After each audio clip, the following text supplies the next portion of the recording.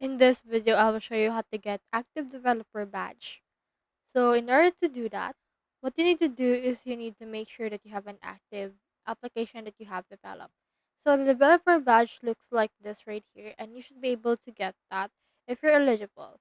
To be eligible, you need to have an app that you have developed and it needs to be considered active and it needs to be used at least 30 days.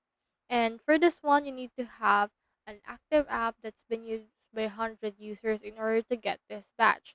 So you just need to select an active app, and then from in there, you should be eligible for active developer badge. But you need to wait at least 24 hours for your app's activity status to be updated. So if you want to see the requirements, you can head to the developer portal right here, and then it should be able to see you this one.